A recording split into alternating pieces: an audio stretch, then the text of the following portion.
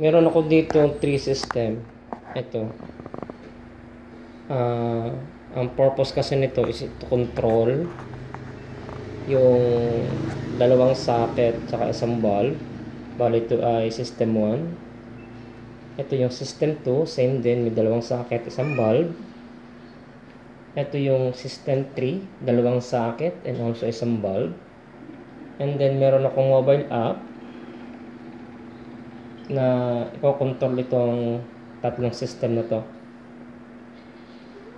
Ang implementation kasi nito ay sa isang bahay na mayroong living room, and then may room A and room B.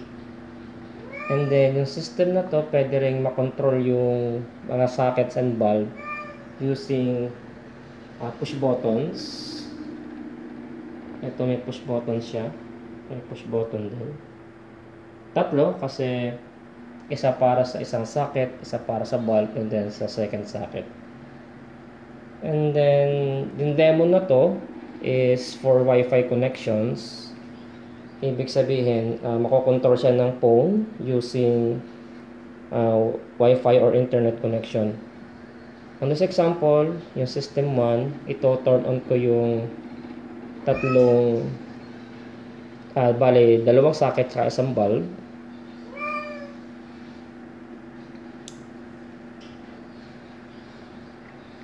Kaya nag-turn on siya. Ibig sabihin, itong socket na to is rather ito palang isa, naka-turn on yan. Then try ko naman yung bulb. Ayun, umilaw yung bulb. And then the last is yung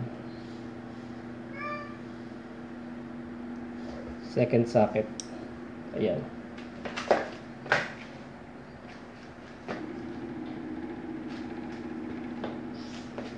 And then napapansin nyo nakailaw yung bulb, and then itong dalawang socket naka-turn on yan, yung dalawang socket.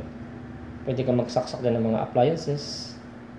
Pero sa setup na to, yung wireless ko kasi manipis lang, hindi niya kaya yung mga heavy load. For the demo purpose, okay lang na manipis lang yung wire muna. Pero sa actual implementation, dapat malaki siya, and then it should handle 10 ampere. Kasi yung relay natin maximum is 10 ampere. Ayan. Ito turn on ko din yung ibang system, yung system 2 and then system 3. Click ko lang to. Yes. Nag-on yung isang relay. Then yung bulb. Nag-on yung bulb. Then itong isa. Yes. Sorry na pala. Yes. Yan, nag-turn on na yung tatlong relay. Ibig sabihin, open yung dalawang socket and then yung bulb. Then the last,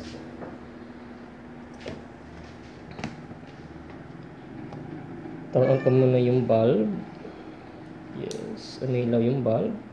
Nag-green din dito sa ating app. Ibig sabihin, pag green, naka-turn on. Pagka naka-gray, naka-turn off. Then same din with the other sockets.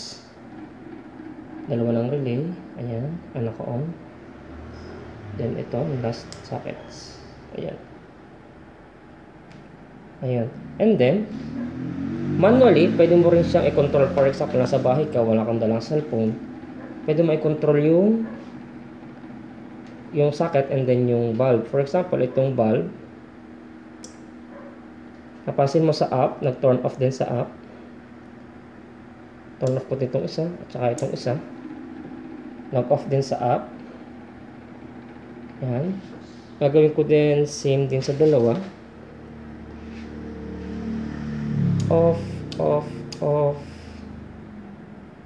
Then off, off, off. Yan, napansin nyo sa app, naka-turn off din lahat.